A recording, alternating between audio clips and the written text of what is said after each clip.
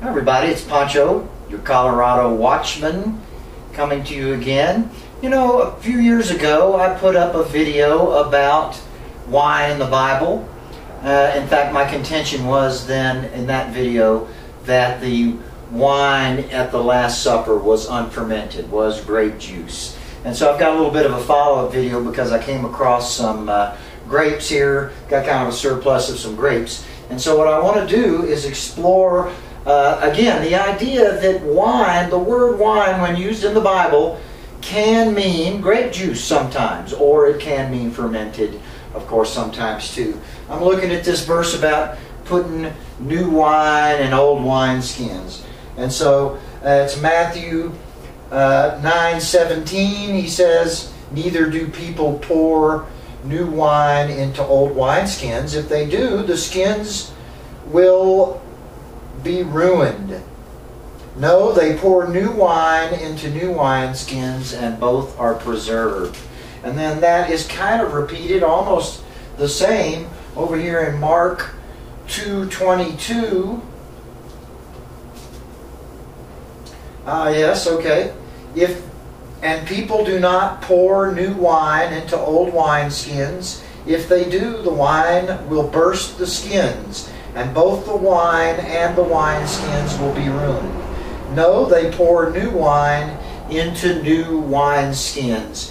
And so my contention is this new wine, the word that's used for new wine, actually is talking about unfermented wine. If the wine is fermented, the verse doesn't make sense, because if you pour fermented wine into a wineskin, you know, take it to the football game or whatever, nothing happens. And so I'm going to juice some grapes and pour them into this wineskin I found in the free box over in Telluride, and we're going to see what happens. Even though this is a relatively new wineskin, I think it still will qualify as an old. Well, we'll test it out.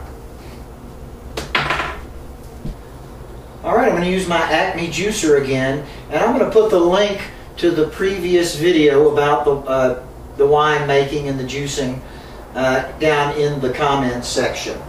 But so there's a pretty good explanation in the other video, really, about the Acme juicer if you're interested in buying a juicer. I'm putting in the paper filter right now. You have to do this, remember, when it's all dry in there. Don't ever try to do it wet. And then we're going to close her up. And, you know, grapes is not one of the easiest things to juice. As I mentioned in the previous video, one thing is they always roll onto the floor. But, you know, the crisper the vegetable or fruit that you put through the Acme juicer, the better it works, really. So some like really crisp apples, carrots, things like that work the best. These are some older grapes, so we're probably going to have, you know, a little bit of a challenge. All right, we got juicing in progress. Rammed a bunch of those grapes through there, and you know what? The filter, the paper filter is clogged up. Some of it made it through, but it's a jam up. So that'll happen when your fruit is just not very crispy, if it's something kind of pulpy. So you got to turn it off, kind of make a little hole in the filter for it to go through. Sometimes it'll just start coming through again. Other times, turn it off, wait for it to wind down, and kind of make a little hole around the filter for it to come through.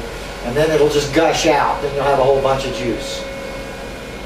Okay, I opened it up. It's still spinning a little bit. I'm going to use my hand, take it down, and you can see it's all full of juice in there. So I'm just going to kind of create some little openings, maybe, in the filter. I haven't got that filter in there too good. But this is what happens, as I mentioned, when you're using a real pulpy type fruit. And you can see it's already starting to pour out.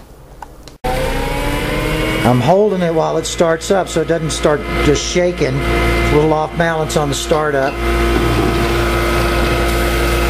Getting a little more juice out of there now. No juicer works perfectly is the bottom line. There's not one style that really is the ultimate answer.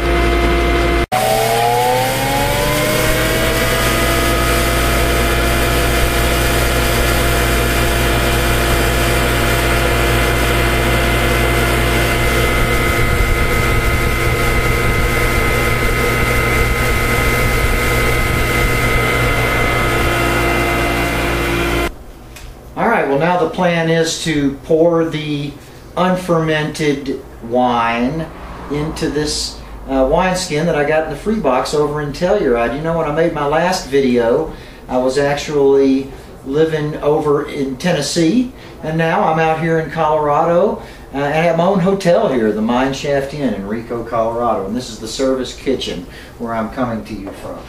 Looks like I got some guests even coming to check in here as we speak.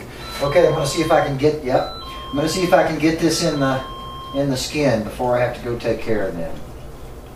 I'll be right with you.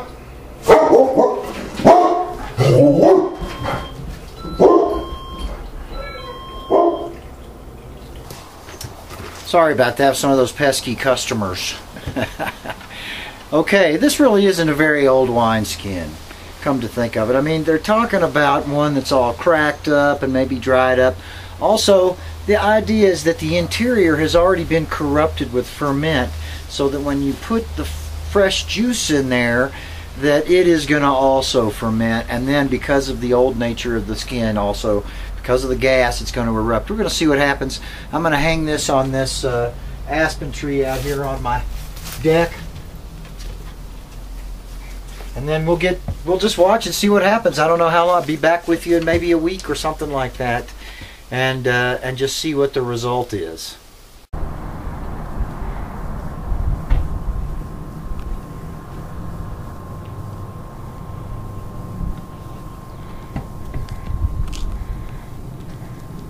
Rico, Colorado.